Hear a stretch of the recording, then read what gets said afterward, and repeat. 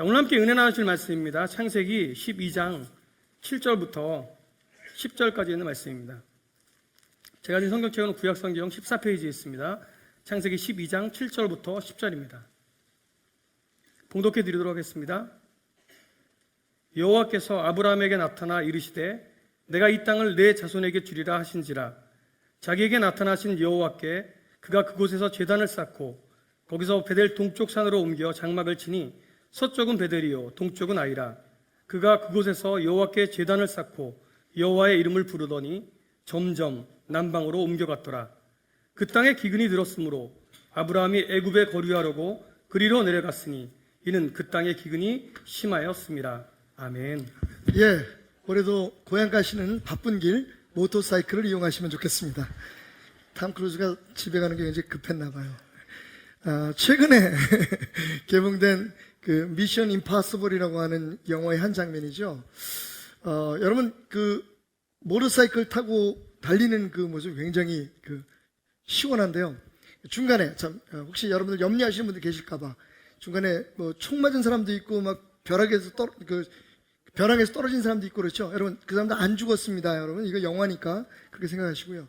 보면 그 코너를 돌 때 정말 기가 막혀. 거의 몸이 땅에 닿을 정도로 오토바이를 기울이는데 땅에 몸이 닿을 정도로 몸을 기울여서 운전을 하는데 사람이 넘어지지 않고 그 무거운 모터사이클이 튕겨나가지 않고 쫙 땅에 붙어서 돌아가는 모습이 정말로 멋있습니다. 거기에는요, 여러분, 우리가 보지 못하는, 우리에게 보이지 않는 하나의 원리가 존재하고 있기 때문입니다. 바로 원운동의 원리. 우리가 흔히 구심력의 원리, 원심력의 원리라고 부르는 원리가 있기 때문입니다. 여러분, 이 모터사이클의 무게가 장난이 아니거든요. 그렇게 기울으면 넘어질 수밖에 없어요.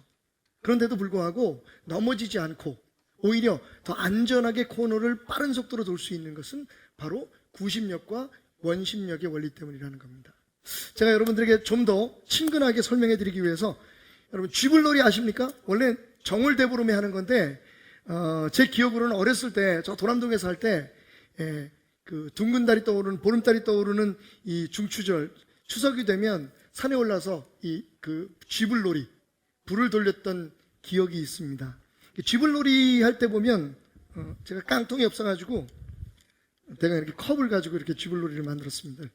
또 혹시 교회 또 진짜 불 가지고 하면 잘못하면 화재 위험이 있기 때문에 제가 대치할 수 있는 두 개의 그 구슬을 준비했는데요. 자, 여러분 이 컵 속에다 이 구슬을 이렇게 집어넣게 되면은요, 이렇게 컵이 똑바로 세워져 있을 때는 이게 안 떨어지죠. 그런데 이게 거꾸로 이렇게 돌아서게 되면 어떻게 됩니까? 구슬이 당연히 떨어져야 되는 거죠. 쥐불놀이의 원리를 보십시오, 여러분. 제가 돌겠습니다. 얘가 왜 불이 안 들어와? 잠깐만요. 다시. NG. 오고. 됐다. 자. 다시 돌리겠습니다. 이거 원래 이렇게 돼야지 맞는 겁니다, 이렇게. 오, 멋있죠? 예. 우! 박수. 예.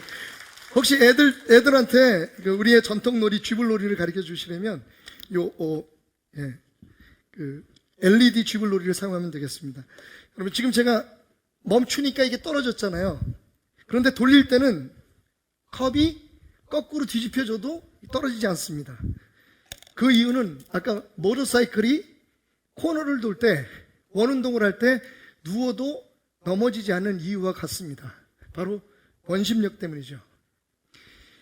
이 원심력이라고 하는 것은요, 우리가 어떤 물체를 이렇게 돌려서 원운동을 할 때 이 원의 중심을 향해서 끌어당기는 힘, 그걸 구심력이라고 합니다. 그리고 이 원 밖으로 튕겨나가려고 하는 힘, 원심력, 이 두 가지가 평형을 이루면서 밖으로 돌고 있는 이 물체가 튀어나가지도 않고 안으로 들어오지도 않고 일정한 원 형태를 이루면서 운동할 수 있는 것을 우리가 구심력 혹은 원심력의 원리라고 말합니다. 그런데 이 구심력과 원심력의 원리가 우리의 삶에도, 특별히 우리의 신앙생활에도 적용되고 있음을 볼 수가 있습니다. 오늘 말씀에서 소개하고 있는 아브라함, 잠시 본문으로 돌아가 보겠습니다. 창세기 12장 7절, 오늘 우리가 읽었던 말씀을 다시 보면, 여호와께서 아브라함에게 나타나 이르시되 내가 이 땅을 내 자손에게 주리라 하신지라. 자기에게 나타나신 여호와께 그가 그곳에서 제단을 쌓고 거기서 베델 동쪽 산으로 옮겨 장막을 치니 서쪽은 베델이요 동쪽은 아이라. 그가 그곳에서 여호와께 제단을 쌓고 여호와의 이름을 부르더니 라고 말하고 있습니다. 여러분 잘 아시는 것처럼 하나님께서 타락한 인간들을 구원하시기 위한 구속의 역사를 이루시기 위해서 한 민족을 세우시기로 결심하셨는데, 그 민족을 세우기 위해서 처음으로 불렀던 민족의 조상, 이스라엘의 조상이 바로 아브라함이었습니다. 70여 년 동안 편안하게 살고 있던 집에서, 자신의 고향에서 하나님께서 떠나라고 말씀하셨어요. 그래서 그가 하나님의 말씀을 믿고 떠납니다. 그래서 그 모래 상수리 나무에 이르게 되고, 거기에서 그를 불러내시고 인도하신 하나님 앞에 제단을 쌓고 하나님을 예배했다고 말하고 있습니다. 그런 후에 다시 베델 동쪽 산으로 옮겨서 서쪽에는 베델이 있고 동쪽에는 아이가 있는 곳에서 다시 제단을 쌓고 여호와의 이름을 불렀더라라고 이야기하고 있습니다. 자, 여기까지는요, 아브라함이 영적 구심력에 이끌려서, 다시 말하면 우리의 삶의 중심인, 우리의 삶의 주인인 하나님의 명령에 따라, 하나님의 이끄심에 따라 지금 하나님께 가까이 있어서 살아가고 있는 모습을 보여주고 있습니다. 그런데 문제는 그 다음 구절입니다. 9절 말씀에 보니까, 그 이어지는 말씀에 보니까 뭐라고 나와 있냐면, 그런데 점점 남방으로 옮겨갔더라 라고 이야기하고 있습니다. 물론 거기는 하나님 앞에 예배를 드렸거나 하나님의 인도하심을 따라 라고 하는 이야기가 없습니다. 자, 그리고 10절, 이어지는 10절, 오늘 우리가 읽었던 말씀의 마지막 절에 보니까 결국 그렇게 남방으로 옮겨가다가 아브라함이 어떻게 되느냐, 그 땅에 기근이 들었으므로 아브라함이 애굽에 거류하려고 그리로 내려갔다라고 얘기하고 있습니다.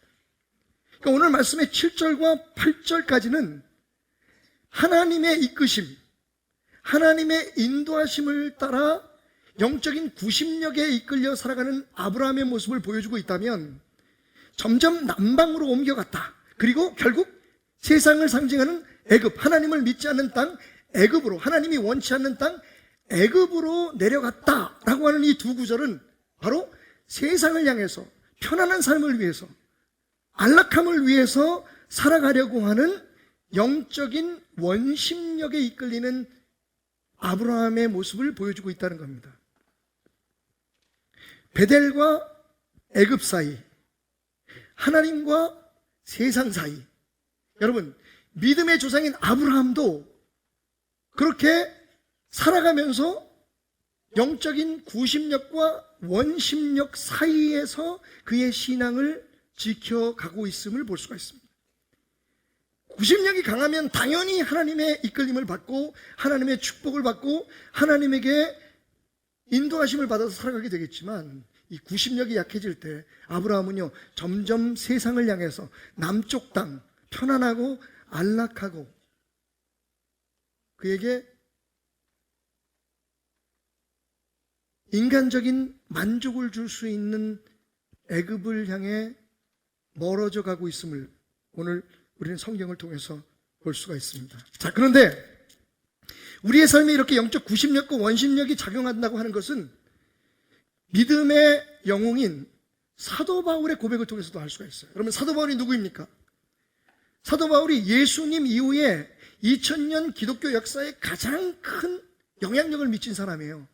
우리 모두는 사도 바울의 믿음, 사도 바울의 사역, 사도 바울을 닮아가기를 원합니다. 그런데 그 사도 바울이 우리에게 뭐라고 얘기했냐면, 로마서 7장 22절에서부터 23절 말씀, 내 속으로는 하나님의 법을 즐거워하되 내 지체 속에서 한 다른 법이 내 마음의 법과 싸워 내 지체 속에 있는 죄의 법으로 나를 사로잡는 것을 보는도다 라고 고백하고 있습니다.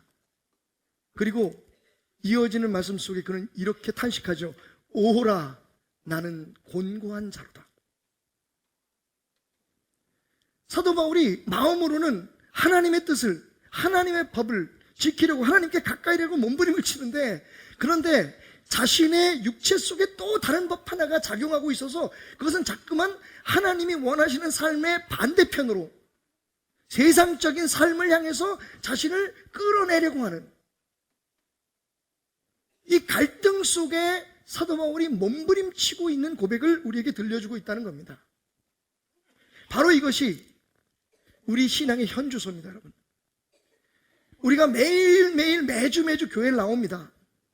우리가 하나님을 믿는 사람으로서, 또 하나님께서 우리에게 맡기신 직분과 사명을 감당하는 사람으로서 매일매일 하나님의 사람으로 살아간다고 하지만, 이 돌고 도는 신앙생활 속에서 우리도 모르게 우리가 구심력에 이끌리든지 아니면 원심력에 따라가든지 하나님께로 가까이 하려고 하는 우리의 마음과, 또 그러면서도 동시에 세상으로 튀어나가려고 하는 우리의 죄의 관성이 동시에 작용을 함으로써 우리를 갈등하게 한다는 거죠. 이 세상 그 누구도, 심지어는 사도 바울, 아니 믿음의 조상이라고 불렸던 아브라함조차도 이 갈등 속에서 온전히 벗어날 수는 없었습니다. 여러분, 오늘 우리의 삶에 일어나고 있는 이 영적 갈등의 현실을 깨달으시기 바랍니다. 우리는 지금 하나님께로 가까이 가고 싶어하는 마음이 있습니다. 동시에 그러면서도 세상에서 좀 편안하게, 세상에서 좀 잘 살고 싶어하는 또 그런 마음도 있습니다. 이 영적인 구심력과 원심력 사이에서 우리가 어떻게 균형을 잘 지키고 어떻게 우리가 진정한 삶의 축복을 누리며 살 수 있는지, 오늘 이 아브라함이 우리에게 가르쳐주는 교훈에 여러분 귀와 눈을 고정하시기 바랍니다. 자, 이런 갈등 속에서 여러분 구심력이 약해지고 원심력이 강해지면 어떻게 될까요? 다시 말하면 하나님께로 열심히, 하나님께로 더 가까이 가려고 하는 우리의 마음이 약해지고 대신 세상으로 더 멀어져 가려고, 하나님으로부터 더 멀어져서 세상을 향해서 달려가라고 하는 그런 힘이 강해지게 될 때 우리 안에서 일어나는 몇 가지 현상이 있습니다. 첫째는요, 하나님에게서 멀어지면 두려움이 시작됩니다. 우리의 육신은 몰라요. 우리의 생각은 이렇게 하면 잘 되겠다, 이렇게 하면 성공하겠다. 우리가 세상적으로 나가면 나갈수록 우리의 마음은 어쩌면 더 자신감에 차게 되고 우리의 육신은 더 편해지려고 하는 그런 경향이 있을지 모릅니다. 하지만 우리 안에 영혼은 압니다. 사도 바울이 고백한 것처럼 왜 내가 하나님 뜻대로 살려고 하는데 왜 자꾸만 내 몸은 세상을 향해서 나가고 있지? 하나님으로부터 멀어지는 것에 대한 두려움. 왜? 이제 더 이상 하나님이 나와 함께하고 있지 않다. 하나님이 나를 도와주지 않는다. 이제는 내 힘으로, 내 능력으로, 내 방법으로 살아야 된다라고 하는 내 안의 영적인 깨달음이 우리를 두렵게 한다는 거죠. 아브라함을 보십시오, 여러분. 11절 말씀, 그가 애굽에 가까이 이르렀을 때에 그의 아내 사라에게 말하되 내가 알기에 그대는 아리따운 여인이라 애굽 사람이 그대를 볼 때에 이르기를 이는 그의 아내라 하여 나는 죽이고 그대는 살리리니 원하건대 그대는 나의 누이라 하라. 그러면 내가 그대로 말미암아 안전하고 내 목숨이 그대로 말미암아 보존되리라. 여러분, 아브라함입니다.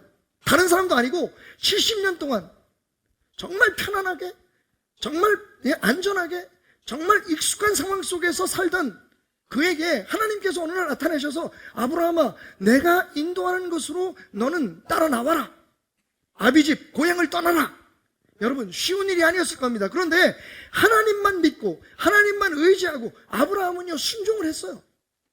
얼마나 용기 있는 신앙입니까? 얼마나 담대한 신앙입니까?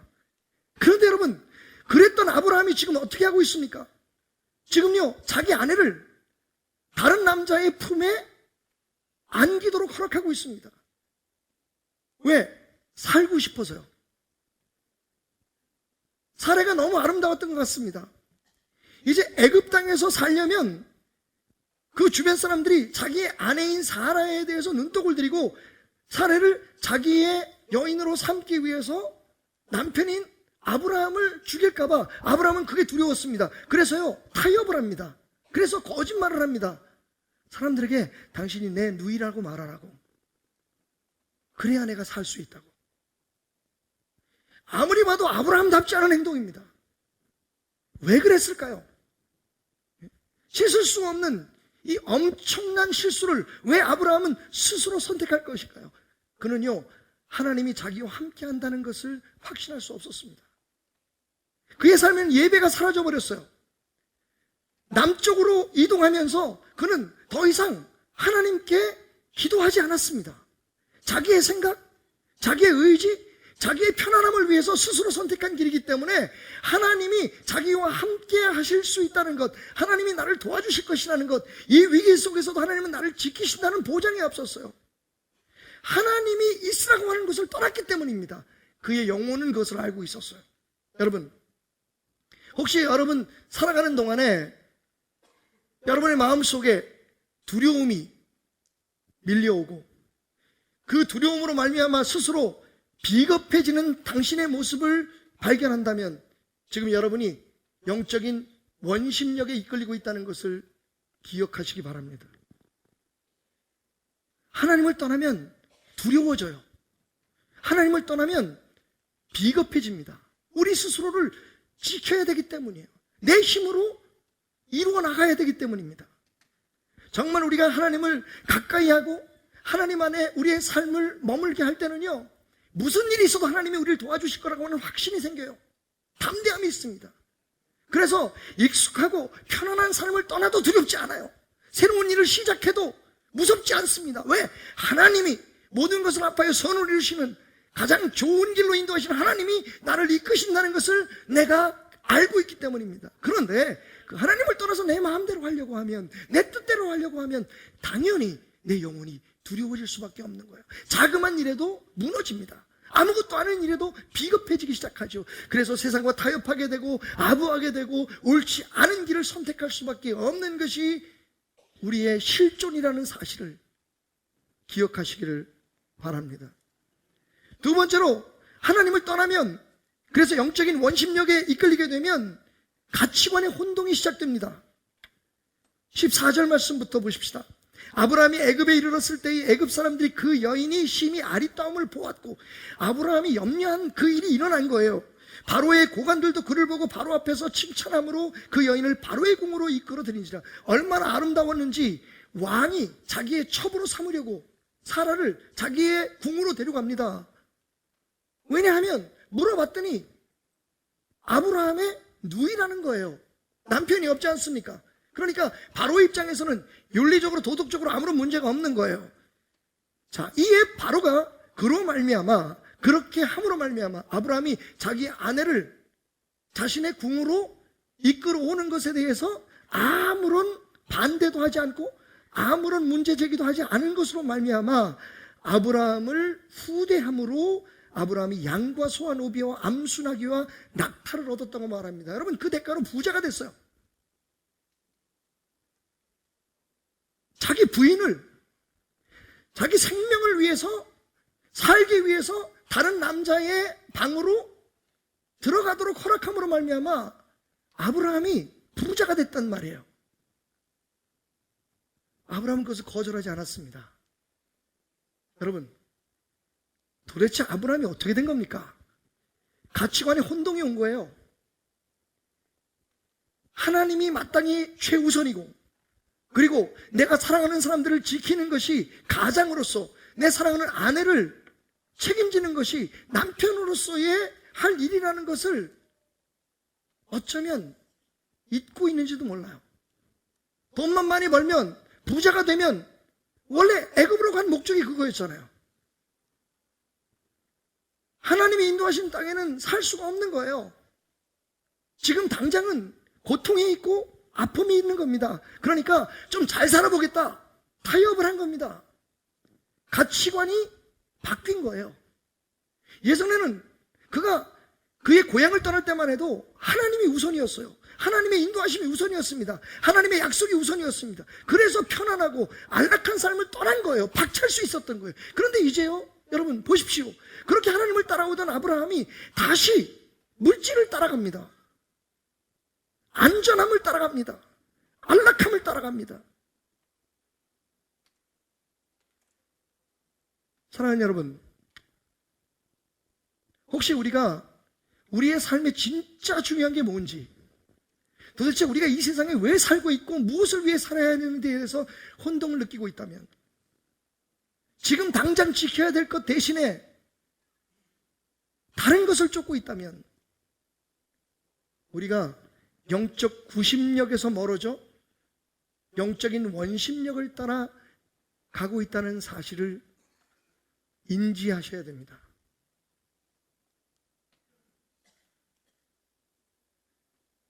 세상에서 내가 사랑하는 사람을 지키는 것만큼 더 소중한 것이 어디 있겠습니까? 사람들은 그렇게 얘기하죠.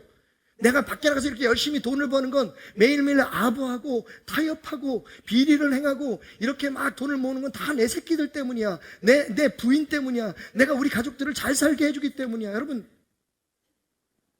뒷돈을 받고 뇌물을 받는 사람들이 다 똑같은 얘기를 합니다. 가족을 위해서 그런데요. 여러분, 그런데 그게 정말 가족을 위한 겁니까? 요즘 우리 주변에서 일어나는 일들을 보십시오. 그렇게 해서 벌어놓은 돈 때문에, 그렇게 해서 받은 돈 때문에 여러분, 가족을 자랑스럽게 하기보다는 정말 가족들이 얼굴을 들고 다니지 못하도록 만드는 사람들이 얼마나 많습니까? 바로 이것이 하나님으로부터 멀어진 사람들이 겪게 되는 아픔인 것입니다. 하나님께 가까이 가면 가까이 갈수록 하나님은 우리의 삶에 무엇이 중요한지, 우리가 정말 우리의 목숨을 바쳐서 지켜야 될 것이 무엇인지 우리에게 깨닫게 해주십니다. 영적 원심력에 따라 세상의 가치관을 혼동하지 않는 여러분들이 되시길 주님의 이름으로 축원드립니다. 마지막 세 번째로, 우리가 구심력이 약해지고 원심력이 강해져서 세상을 향해 나가게 될 때 하나님과의 단절이 이루어집니다. 그러면 불행이 시작되는 거예요. 아브라함이 하나님 앞에 제단을 쌓을 때, 아브라함이 하나님의 이름을 부를 때, 아브라함이 하나님이 인도하심을 따라 나아갈 때, 여러분, 하나님은요 항상 아브라함이 갈 길을 인도하셨고 아브라함에게 살아갈 방법에 대해서 말씀해 주셨습니다. 그런데 여러분, 아브라함이 스스로 남쪽 편안한 곳 애굽을 향해서 가까워지는 곳으로 자꾸만 내려갈 때부터 하나님은 더 이상 아브라함에게 아무 말씀도 하지 않으십니다. 하나님이 아브라함에게 나타나지 않으십니다. 하나님이 아브라함에게 응답하지 않으십니다. 아브라함도 기도하지 않았고 기도하지 않으니 하나님도 응답하지 않으십니다. 아브라함도 하나님 앞에 예배하지 않았고 예배하지 않으니 하나님께서 아브라함을 만나주지 않으십니다. 이렇게 하나님과 아브라함 사이에 단절이 시작되자 어떻게 됩니까? 그의 삶의 불행이 시작되는 거죠. 재밌는 건요, 오늘 말씀을 보면서 사라가 정말 착한 여자일까? 라는 생각을 갖습니다. 여러분, 어쩌면 다른 남자의 침실에 들어가라고 말하는 남편의 말도 따르고, 그리고 나중에 하나님께서 그 수모를 겪지 않게 하시려고 그 가정을 다시 회복시켜 주셔서 구출해 주셔서 다시 아브라함의 품에 돌아오게 하셨을 때에, 여러분, 그 후에도 사라는요, 오늘 말씀을 읽어보면 알지만 이런 방구 한마디도 말을 하지 않습니다. 제 아내가 이랬으면 좋겠습니다. 그런데 여러분, 다른 관점에서 바라보면 단순히 사라가 순종자라는 여인은 아닌 것 같아요. 저는 그 침묵 속에서 사라의 분노를 봅니다. 이 남자를 어떻게 믿고 살아갈 거예요, 앞으로? 앞으로 살아갈 세상 속에서 위험한 일이 있고 어려운 일이 있으면 항상 이런 식으로 행동할 거 아닙니까? 자기가 살기 위해서, 자기의 목숨을 위해서 언제든지 사라를 배신할 수 있는 것, 아내를 버릴 수 있는 것, 자기의 육체의 어떤 욕구를 충족시키기 위해서는 얼마든지 아내 모르게 다른 짓을 할 수 있는 남자 아닙니까? 사라의 침묵은 순종이라기보다는 오히려 저는요, 분노라고 생각해요. 그리고 그때에 침묵했던 또 한 분이 계십니다. 그게 하나님이에요. 하나님이 아브라함에게 아무 말씀도 안 하십니다.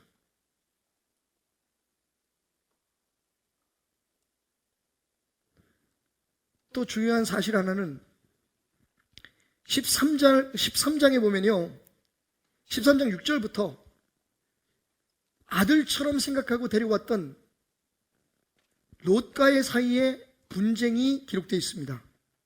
성경은 이렇게 말하고 있죠. 그 땅이 그들이 동거하기에 넉넉하지 못했으니 이는 그들의 소유가 많아서 동거할 수 없었다. 여러분, 그 일로 말미암아 아브라함은 엄청난 돈을 벌었습니다.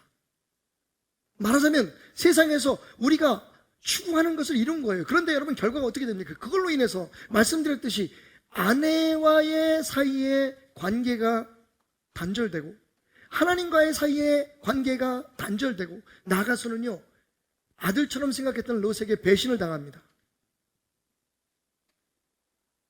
어쩌면 롯의 배신은 이미 결정돼 있었던 사실인지도 몰라요. 왜?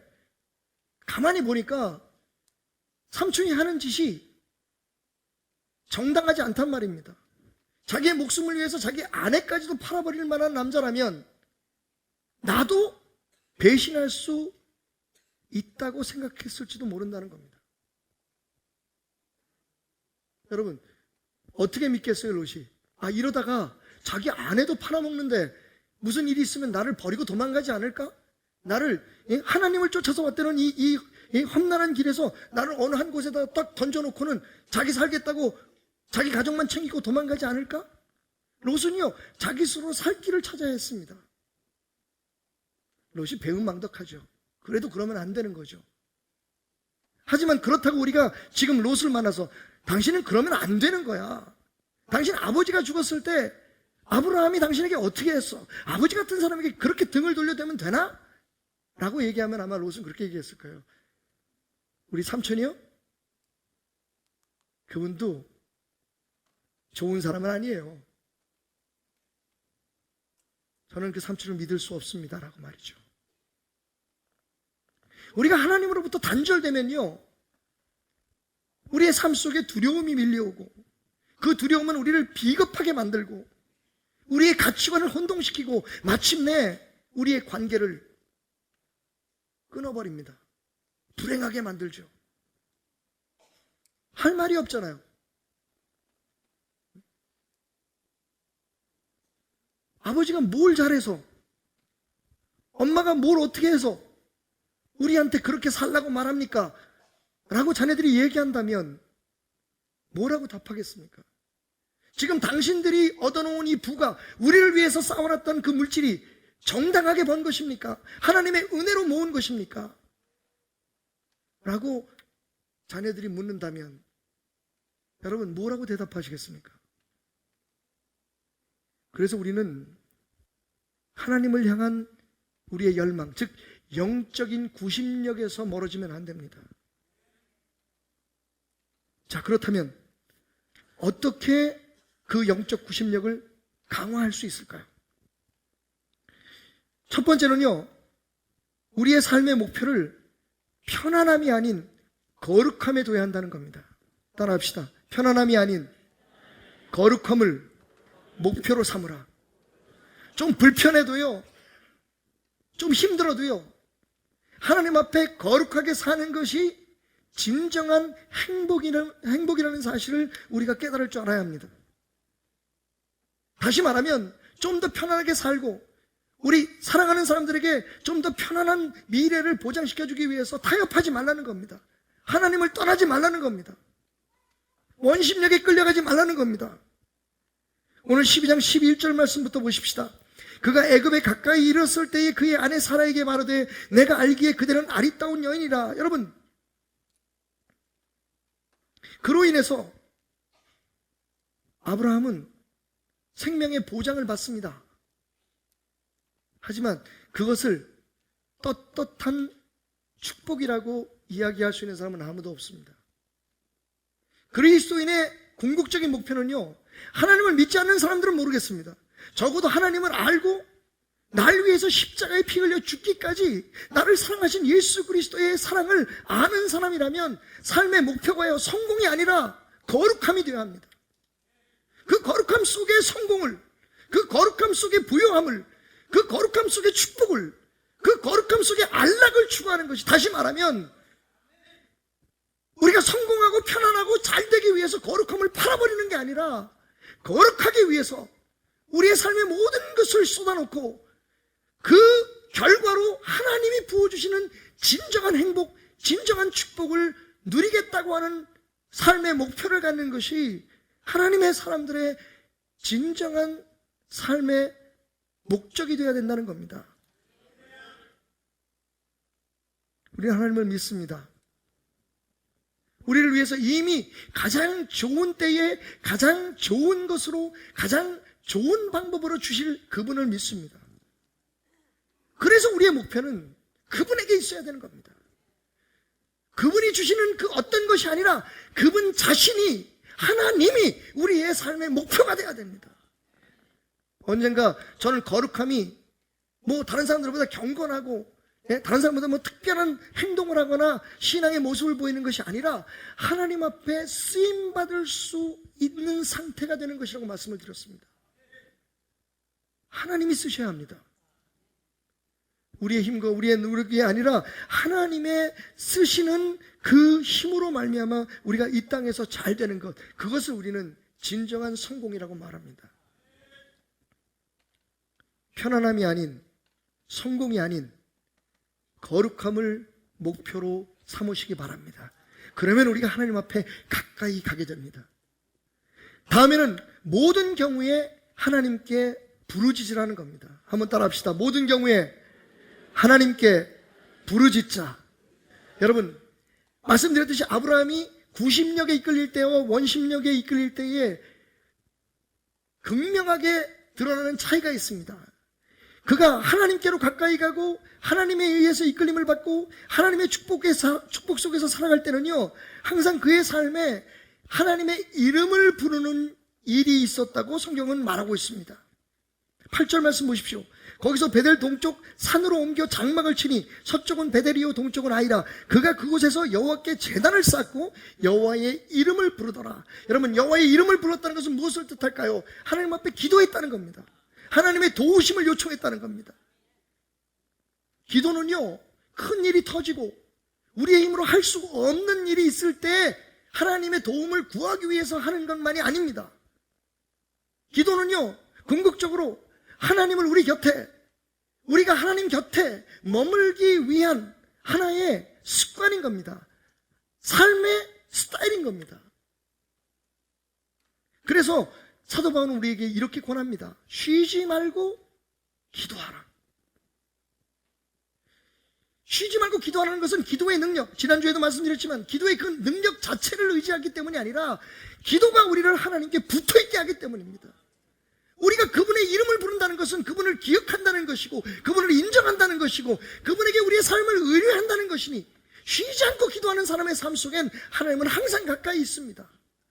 우리가 기도함으로 하나님께 가까이 갈 수 있다는 겁니다. 그래서 우리는 흔히 성경에는 없지만 기도는 우리의 호흡이라고 말합니다. 숨을 멈추면 죽는 것처럼 하나님의 사람이 기도를 멈추면 끝입니다. 우리가 구심력을 더 강화해서 하나님께 더 가까이 가서 하나님의 은혜의 빛, 하나님의 영광의 빛, 하나님의 능력 속에 살아가려면 하나님의 이름을 부르짖어야 합니다. 훗날 그의 실수를 깨닫고 다시 베델로 돌아온 아브라함, 창세기 13장 3절과 4절은 이렇게 말합니다. 그가 네게브에서부터 길을 떠나 베델에 이르며 베델과 아이 사이고 전에 장막 쳤던 곳에 이르니 그가 처음으로 제단을 쌓은 곳이라. 그가 거기서 여호와의 이름을 불렀더라.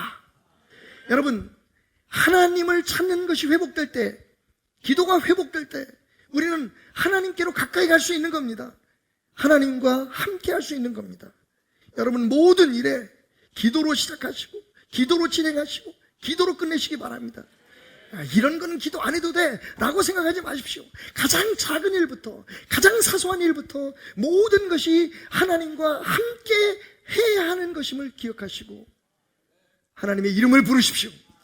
아침에도 점심에도 저녁에도 밥 한 술을 뜰 때도 사람을 만날 때도 사업을 할 때도 심지어는 내가 정말 하기 싫은 일을 할 때도 주의 이름을 부르며 주님께 의뢰하는 여러분의 삶이 되시길 바랍니다. 주님께 가까이 나아가는 여러분이 되시길 주님의 이름으로 축원드립니다. 마지막 세 번째로 오늘 아브라함의 삶에서 우리가 발견하게 되는 그가 잃어버렸던 구심점을 회복한 방법은요, 예배를 목숨처럼 여기기 시작했다는 겁니다. 한번 따라 합시다. 예배를 목숨처럼 여겨라. 예배는 말 그대로 하나님을 만나는 것입니다. 아브라함이 세상을 향하던 그의 발걸음, 세상에 나가서 하나님과 멀어져서 원심력에 끌려서 타락하고 그의 삶에 낙심과 절망을 맛본 후에 다시 구심력을 회복해서 하나님 앞에 돌아올 때 제일 먼저 한 것이 무엇입니까? 하나님 앞에 제단을 쌓은 것이었습니다. 예배를 회복한 것이었습니다. 여러분, 말씀을 읽다 보면요, 성경에 나오는 모든 사람의 삶 속에서 그들이 하나님과 가까이 있어서 능력 있고 힘 있고 안전하고 축복을 받고 기적을 베푸는 때의 삶에는요, 항상 하나님 앞에 예배하는 흔적이 있습니다. 그런데 하나님 앞에 예배를 멈추게 되면 아무리 유능한 사람이라도, 아무리 능력 있는 사람도, 여러분, 삼손이라도 다윗이라도 아브라함이라도 사도 바울이라도 예배가 그들의 삶에 끊기는 순간 그들은 완전히 하나님으로부터 멀어지고, 그래서 하나님의 은혜와 능력을 힘입지 못하는 것을 볼 수가 있습니다. 점점 남방으로 옮겨갔더라. 예배 없이. 결국 애굽에 거류하기 위해서 내려갔더라. 예배 없이. 여러분, 예배는 하나님과의 약속입니다. 우리가 하나님과 함께하고 하나님께 더욱더 가까이 가고자 원하는 우리의 열망의 표현입니다. 만약 우리가 결혼을 하고 부부가 된 후에 집에 들어가지 않는다고 생각해 보십시다. 제 아내는 저를 남편으로 생각하지 않을 겁니다. 법적으로는 몰라도 그런 남자를 사랑할 수는 없을 겁니다. 우리가 하나님을 정말 사랑한다면, 아니, 진짜 하나님을 사랑하는 것이 무엇인지 모르지만 우리의 입술로 하나님을 사랑하는 것 같다고 고백한다면 적어도 우리의 삶에 다른 건 몰라도 예배에 대한 열망은 있어야 됩니다. 하나님께 가까이 가는 방법 여러 가지가 있지만 가장 중요한 건 예배입니다. 예배를 통해서 하나님 우리를 만나주시고 우리는 하나님을 힘있게 되는 것입니다. 사랑하는 여러분, 여러분의 삶의 영적인 구심력이 다시 작동하기를 바랍니다. 참 오래 믿었죠? 나름대로 열심히 했죠? 그런데 여러분, 그 반복되는 신앙의 원운동 속에서 여러분들은 모르는 사이에 점점 구심점으로부터 우리의 삶의 중심인, 우리의 삶의 주인인 하나님으로부터 멀어지고 있다는 사실을 여러분 스스로 느끼지 못하고 있었는지도 모릅니다. 세상에 무슨 일이라든지 여러분의 마음속에 두려움이 생기거든. 그래서 타협하려고 들고 순간적인 이익을 위해서 불의를 쉽게 행하려고 하는 마음이 여러분 안에 작용한다면 여러분 깨어나십시오. 다시 하나님께로 다가가야 할 때입니다. 만약에 여러분의 삶에 무엇이 옳고 무엇이 그른지 정확하게 깨달을 수 있는 지혜가 사라졌다면 여러분 깨어나십시오. 이제 일어나서 다시 하나님께로 돌아가야 할 때입니다. 혹시 여러분의 삶에 기도가 줄어들고 예전에는 주일, 수요일, 금요일, 새벽 예배까지 있는 힘을 다해서 교회를 나갔는데, 예배에 참석했는데, 요즘은 주일날 한 번 예배 참석하는 것조차도 중요한 일이 없어야 만약에 그냥 어쩔 수 없이 가야 되는 것처럼 끌려다니고 있다면 여러분은 분명히 하나님께로부터 멀어져 가고 있다는 증거입니다. 깨어나십시오. 하나님께 돌아가야만 합니다. 왜냐하면 하나님으로부터 멀어지면 멀어질수록 우리 인생은 불행해지기 때문입니다. 에덴 동산에서 쫓겨난 아담과 하와의 후손이기 때문에 말입니다. 하나님은 우리에게 가까이 올 수 있는 길을 마련해 주셨습니다. 당신 스스로가 저 높고 높은 그 멀고 먼 길을 뛰어넘어서 십자가에 그 몸을 박으시며 우리를 가까이 오라고 말씀하고 계십니다. 하나님의 부르심에 합당한 거룩함이 여러분의 삶의 목적이 되고,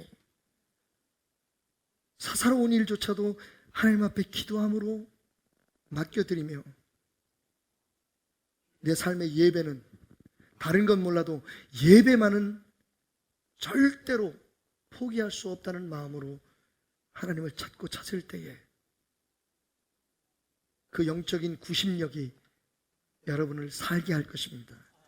그 영적인 구심력이 여러분에게 보장된 은혜를 회복하게 할 것입니다. 다윗의 고백을 들으십시오.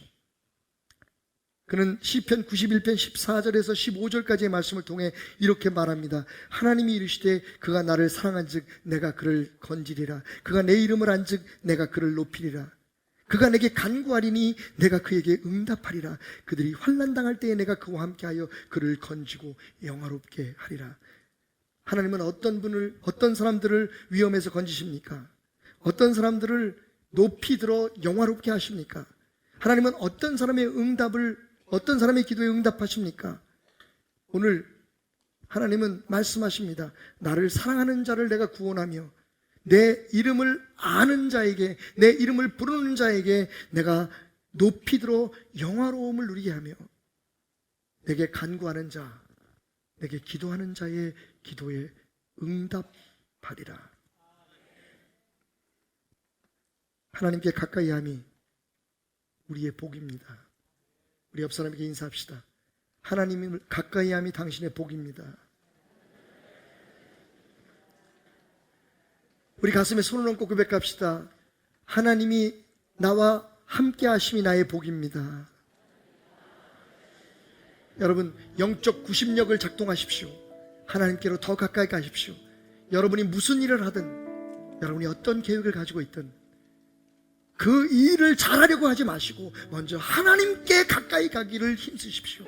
그러면 하나님께서 여러분에게 지혜를 주실 겁니다. 하나님께서 여러분을 승리하게 하실 겁니다.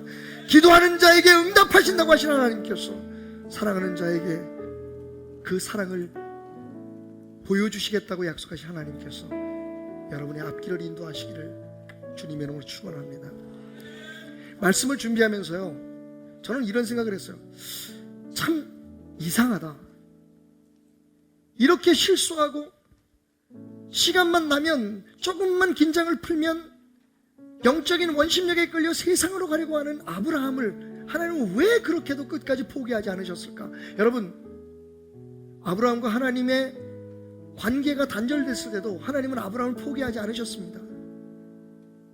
바로의 침실에서 사라를 구원해내신 분이 하나님이세요. 끝까지 그렇게 실수하고 죄를 지은 아브라함을 하나님 포기하지 않으십니다. 그래서 다시 베들로 돌아와서 부르짖었더니 하나님이 또 나타나셔서 그를 축복하십니다. 하나님은 왜 그렇게 부족하고 연약한 아브라함을 집착하고 계신 걸까요? 왜 그렇게 자꾸만 멀어지려고 하는 그를 놓지 못하고 계시는 걸까요? 그러면서 저는 생각했습니다. 하나님은 나처럼 부족하고 연약한 종을 왜 이렇게 사용하시는지,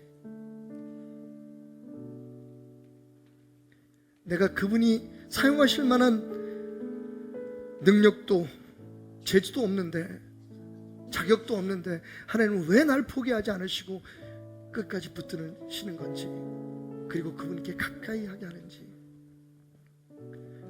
오래전 아들 성산이가 6살 때였습니다.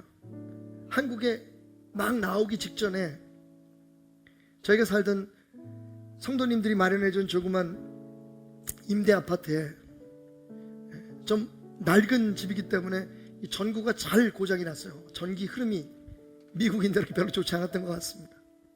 그래서 자주 이 전구를 갈아야 되는데, 한 번은요, 제가 전구를 갈기 위해서, 제가 키가 좀 작지 않습니까? 그래서 의자를 놓고 위에 올라가서 이렇게 전구를 갈고 있는데 성산이가요, 달려오더니 의자를 꼭 붙드는 거예요. 그러면서 저를 보고 이렇게 올라다보면서 얘기합니다. 아빠, 내가 아빠 넘어지지 않게 잡아줄게. 순간 얼마나 마음이 따뜻했는지 모릅니다. 성산이가 안 잡아줘도 그 의자는 넘어지지 않습니다. 근데 어린 아들이 내가 걱정이 됐나 봐요. 그러더니 진짜 힘을 다해서 그 의자를 꼭 붙들고 있습니다. 자기 딴에는 열심히 아빠가 위험하지 않도록 지켜주는 거죠. 그래서 제가요 빨리 전구를 갈았어요. 잘못하면 얘가 똥 싸겠더라고, 힘을 너무 줘서. 내려와서는 아들을 품에 안았습니다. 그리고 이렇게 말했죠. 성산아, 우리가 했지. 아빠하고 성산이하고 이 전구를 간 거야. 여러분, 하나님 당신이 필요합니다. 당신을 통해서, 아브라함을 통해서 이루셨던 역사를 오늘 이 시대에 이루시기를 원하시기 때문입니다. 당신의 가정을, 그리고 우리 교회를, 당신의 직장과 지금 당신이 시작한 그 일들을 축복하시기 위해 하나님 혼자 하실 수 있지만 당신에게 말씀하십니다. 이 의자 좀 꼭 붙들고 있어 줄래? 난 네가 필요해. 난 널 통해 일하기를 원한다. 영적 구심력을 회복하십시오. 여러분, 지금 여러분 너무 멀리 가 계십니다. 느끼지 못할 만큼 멀리 가 계십니다. 예배 드리는 것이 즐겁지가 않고 주님 말씀을 볼 때 옛날처럼 눈물이 나지 않습니다. 십자가를 노래해도 왠지 마음이 그저 먹먹하기만 합니다. 너무 멀리 있습니다. 다시 하나님께로 돌아갑시다. 이 계절에 죽으라고 막히는 길을 뚫고 고향을 향해서 우리가 돌아가듯 우리의 삶의 고향이시오, 우리의 삶의 주인이신 우리의 아버지의 품으로 우리 다시 달려가십시다. 가까이 가면 가까이 갈수록 그분의 빛은 더 밝아지고 그분의 은혜는 더 커지고 그분의 능력은 우리의 삶을 통해 더 강하게 나타나게 될 것입니다. 기도합시다. 주여, 주여,